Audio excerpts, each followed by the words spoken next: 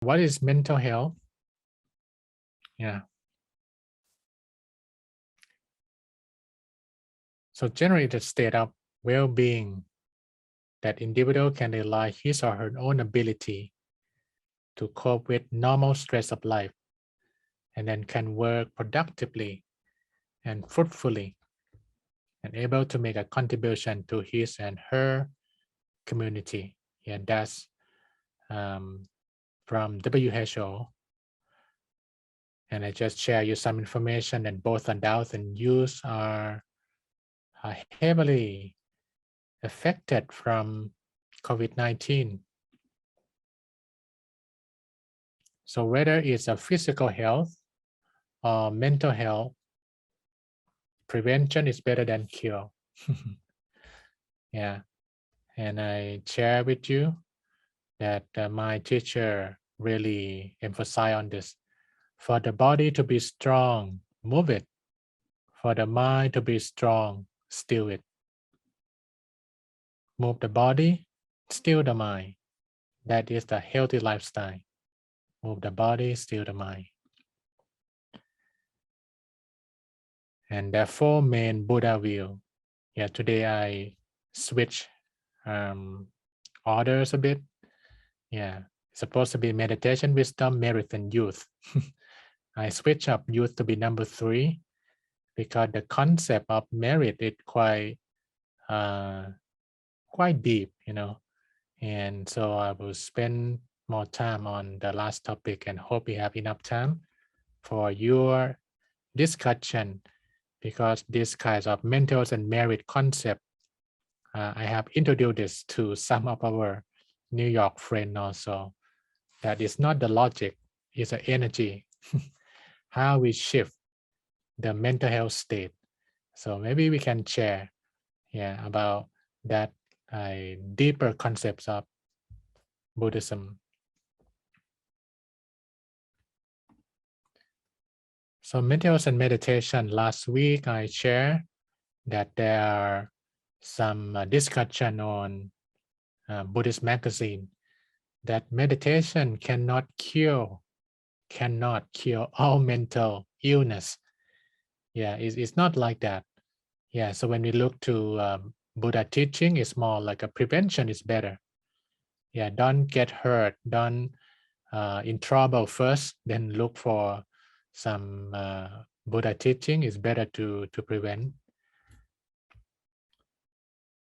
But in the case of anyone severe mental health challenge, need to see the doctor. Yeah, this need clinical support for that. But if minor, because mental health is very broad, right? You cannot cope with stress well, that's already mental health kind of challenge. So it is minor, meditation can help a lot. But if it's severe, need to see the doctor.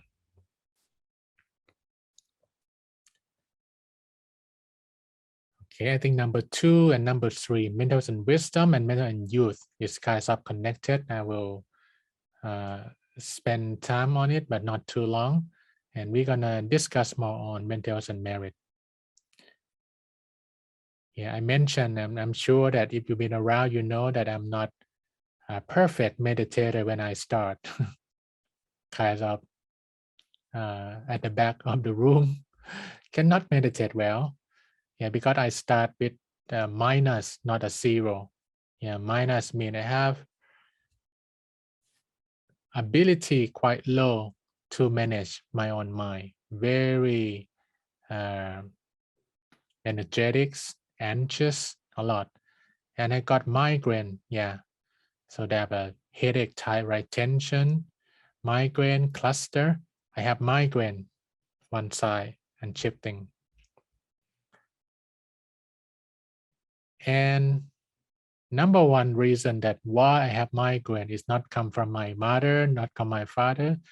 They run the restaurant business and kind people, they have a lot of employee and they kind to them, and we are like a family.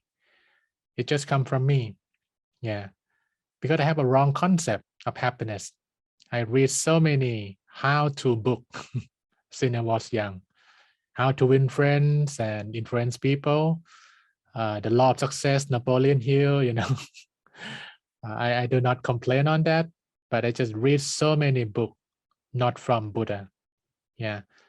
And I misconceptualize it that in order to be happy, I need to be number one, right? And I'm sure that many ones around the world still attach their happiness with number one in the classroom or in the workplace or on the FOB list or,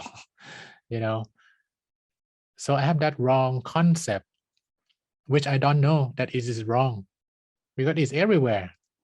Yeah, they appreciate that value of being number one, money, power, fame, right? We see that come up more often than someone are kind, someone contributes so much to help people. We see it more, but it's like that's still low percentage comparing to who is the richest, who is the most powerful, where is the next,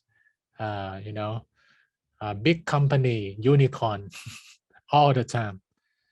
So that kind of global momentum in the wrong direction, very strong. And then I'm included in those to be number one.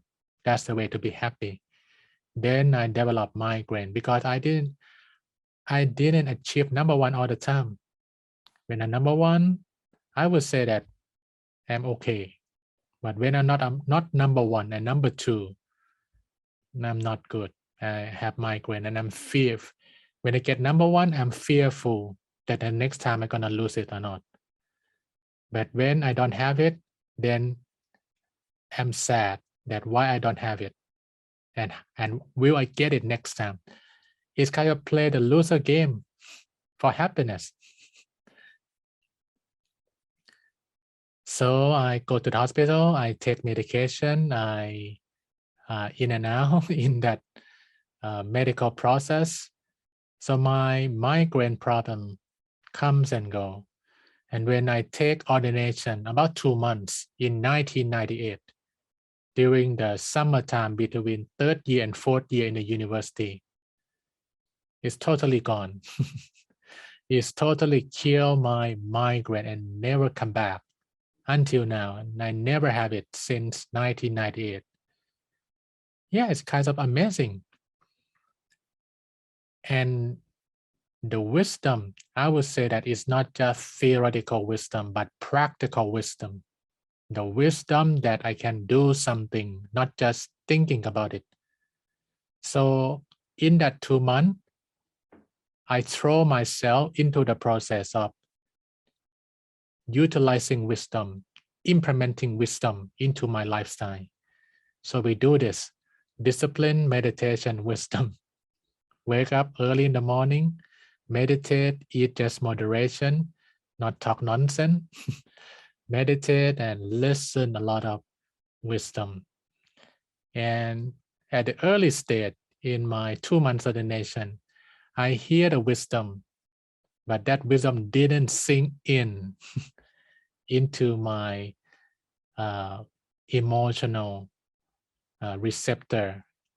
I'm not sure how I will call that thing, but I hear it, but it didn't get into my mind until I slow down more. Then I realized, wow, in the last 19 years, that's the wrong path to happiness. Money, power, and fame. Keep fighting, keep chasing, and never feel enough. And then, that wisdom, I heard it since I was young, but I didn't get it. It just comes. Just 3 things you want to be happy. Think good thoughts, say good words, do good deeds. That's kind of guarantee path. It's kind of the concept is this is profoundly simple. When you see that, think good thought, say good word, do good deed. Yeah, sure. If you can think good thought most of the time, say good word most of the time, do good deeds most of the time, it look like happy person, right? That kind of the right direction, but not so easy to do in the modern day, right? How we can have good thought most of the time, good word most of the time, and good deeds most of the time when everything on the media, even people at home, at office, not in that direction. But in that 2 months ordination, it kind of control condition that my teaching monk, my monk's friend, and anyone around me, this is their mantra. Think good thought, say good word, do good deed. And we do it together. Yeah, during that 2 months. It's kind of very interesting experience. I don't need medication anymore. It's just gone. And wow. Oh, I feel so relieved that thank you, Buddha, so much. This is the most powerful medicine that I never received. Is the frame of my thinking. It's not the detail. So that is mental health and wisdom. You can take note, or if you have any curiosity, really, just that. Think good thought, say good word, and then do good deed, and then migraine gone. Yeah, you can take some note if you have any question. And then mental health and youth. And this is from my personal experience because I used to be youth, and everyone used to be youth, right? Today we have Alex, our youth representative, that we can discuss more about that how youth will take this knowledge of wisdom for their mental health. But from my experience with my mom, 3 things: start early. Yeah. Number 2, lead with kindness. And number 3, teach by example. Because many times it's challenging when it's like a parents and kid situation. Sometimes it's not easy to communicate because there's some continued underlying stress from experience and not feel easy to take in. Yeah, sometimes. But this is what I experienced from my mom, that she invited me to do offerings to the monks. It is something that you go to Thailand, you see it in many places, that the monk walk in the morning with a bowl, and people will put some rice and food into their bowl. Yeah, it's kind of common thing we see, but now in the modern day, especially in Bangkok, it starts to be less. Yeah, but if you go outside of Bangkok, you will see more. Yeah. Actually, my family, I can say that 80% Chinese and then 20% Thai, kind of mix up. But it's kind of everywhere. So my mom, she have a good heart, so she wake up early, 4 or 4:30, cook rice, and she are kind enough to start early, invite me. I cannot remember how young I am, but I'm still in primary school, I think. And then my mom, wake up, wake up.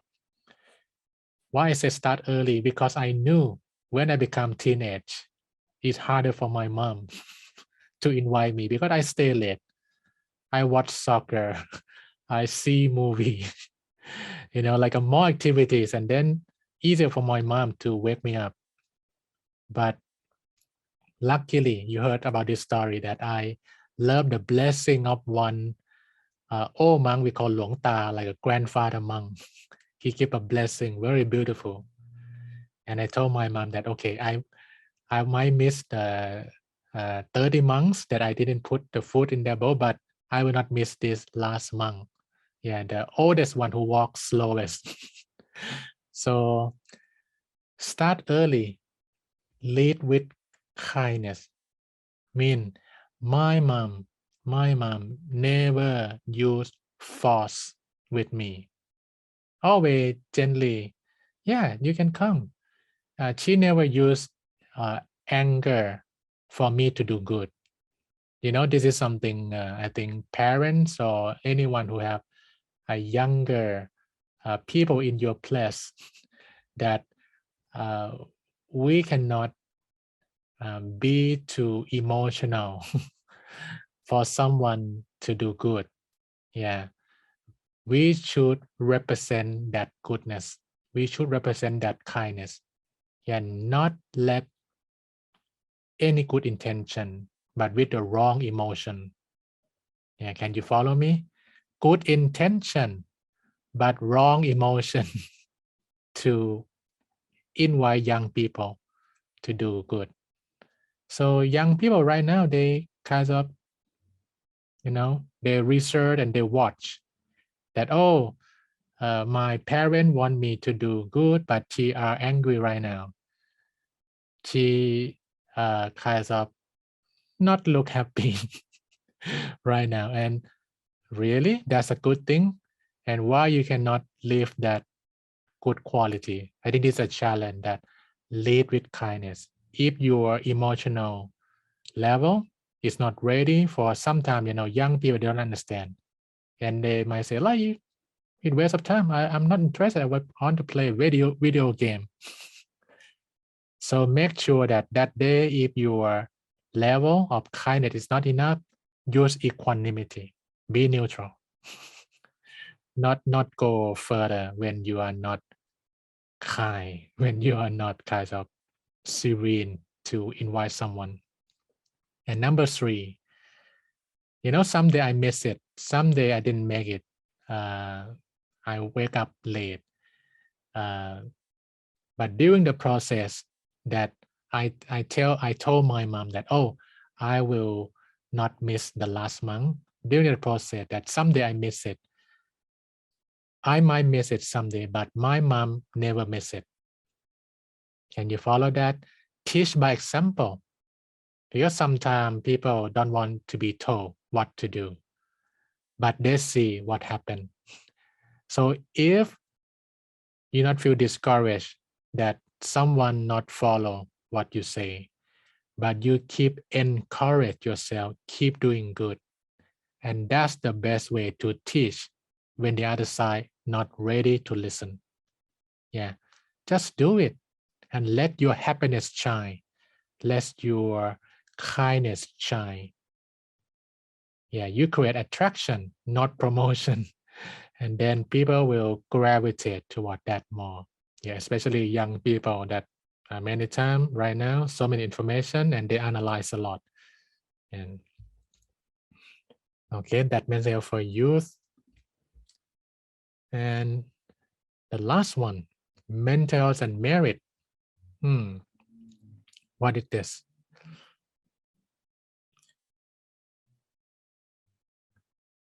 Okay, so this is my kind of something that crystallized from my experience to deal with trauma or anxiety.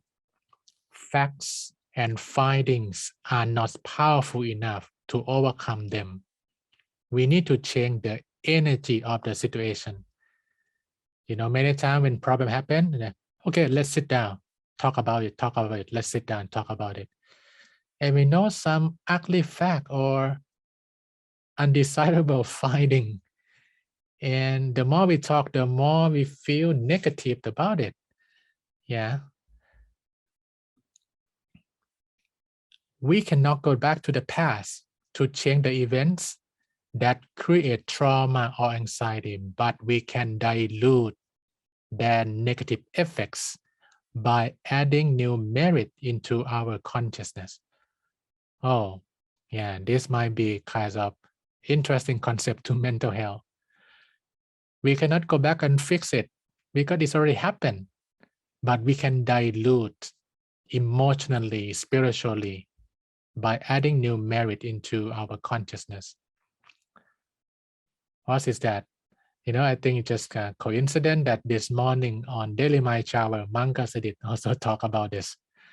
We didn't talk to each other for the topic, but it just related that Buddha talked about demerit, the negative energies of life, and merit, like a salt and water.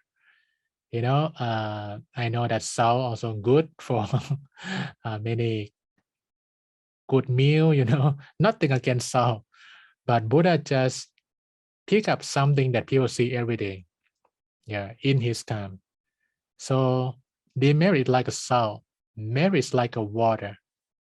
So anything already happened in the past, it become trauma, it become anxiety, like a salt. And that glass is your life. So when it mix up, it turns salty and undrinkable. That's a bad time. That's a bad memory. Imagine if you bring this glass of water, put into the jar, right? The jar, the bigger one. The salt's still there, but when you taste the water, it's not that salty anymore. And what will happen if you have the water in the jar? Yeah, maybe someone help you carrying that jar and throw into the river. The salt's still there, and you taste the water from the river. It's drinkable. It's not salty anymore. Yeah, that's the basic idea. That not just sit down and watch the past. What happened? Why is it happened? Why is me? It just focus more on the salt, right? Let's add some more water. And I would like to show you the original saying of the Buddha. Yeah, in Anguttara Nikaya. Yeah, this is his actual word. Suppose a person would drop a lump of salt into a small bowl of water. What do you think, monks? Like he talked with the monk. Would that lump of salt make the small quantity of water in the bowl salty and undrinkable? And the monk said, yes, senior, like a pante mean the Buddha. Yes, senior. For what reason? Because the water in the bowl is limited, right? We cannot go back and fix the past. That's the lump of salt would make it salty and undrinkable. Yeah, this is the first part. When the lump of salt is there and the water is limited, it's undrinkable. But suppose a person would drop a lump of salt into the river Ganges. This is the name of the river in India, like a Hudson River in New York. This is Ganges River in India. What do you think, monk? Would that lump of salt make the river Ganges become salty and drinkable? No, senior. For what reason? Because the river Ganges contains a large volumes of water. Thus, the lump of salt would not make it salty and undrinkable. Buddha. Interesting, right? Yeah.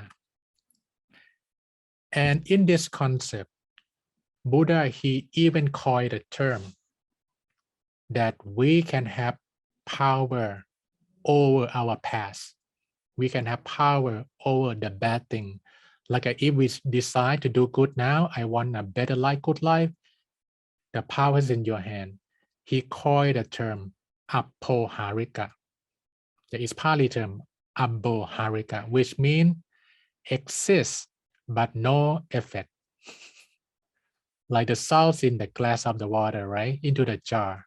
The salt's still there, but not salty anymore. A little bit salty. And then the salt in the jar into the river is still there, but no effect. It depends how much water you put into the process. So, yeah, the past cannot hold you back. It's now in the future what you want, right? And then pour more water. I'm sure you might be interested to know. So what are those water in Buddha teaching that I can have more and more water into my life, that I will let that trauma, that excited, that bad moments in my life wash away? I would say that the term merit in English, when we talk Buddhism or Buddha teaching in like a mass group, I will not talk about this. Yeah, because it needs the person to meditate more and then be open to understand deeper. So the term merit in English do not contain the real original Pali term. The original Pali term is punya. Yeah, it's like an N, but it's like pronounced like a Y, punya. Yeah. Why I say it's not complete with the English term of merit? right? When the soldier go and then in the war and they come back, they got, oh, you got medals of merit. It's good to protect the country, but it's the killing, right? And then, oh, this is your medals of merit. No, that merit will not consider punya in the Buddha teaching because Buddha do not support killing. Yeah, we will not give a medals of punya to anyone who go and kill. Yeah, we should protect the country, but we must find the way that not involve killing. Yeah. So merit is limited, but when you hear merit in English, I mean punya. In Thai, we say the term bun. And interestingly, I just found from my British friend who used like old English that boon, B-O-O-N, boon, also the English term that had a similar meaning to bun, we say in Thai. Yeah, that's punya. There are three main punya. Yeah, generosity, dana, material givings, knowledge giving, or dhamma sharing, that's dana, and then moral conduct, sila, do no harm, do not hurt anyone with your physical action, with your verbal action, even thinking, do not hurt anyone, right? And then mental development, meditation, meditate, let go, and bring in peace and love. That's the water. Yeah, in Buddha teaching, dana, sila, bhavana, generosity, moral conducts, and mental development. The more we have it, the more we have a power over anything happened in the past, even in the future, because of prevention. So that is 4 main Buddha views on mental health: meditation, wisdom, youth, and merit. Yeah, hope you feel inspired to practice further.